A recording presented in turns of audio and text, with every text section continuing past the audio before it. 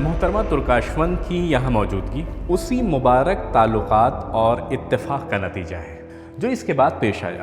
ہم نے انبیاء کے قصوں پر مبنی کچھ ڈاکومنٹریز بنائیں اور قرآن کی تفاسیر کی روشنی میں جہاں جہاں ممکن ہوا ان قصوں کی جگہوں کو تلاش کیا، پھر ان مقامات پر گئے، 3 ترکیہ میں اور 1 روس میں، جیسے کہ یاجوج ماجوج کی دیوار، حضرت نوح کی کشتی، حضرت ابراہیم کا واقعہ اور اصحاب کہف کا واقعہ۔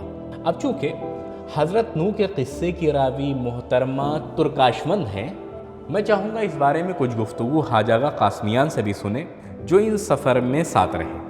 امید ہے کہ یہ دلچسپ تفصیل آپ کو بھی قرآن کی طرف مائل کرے گی۔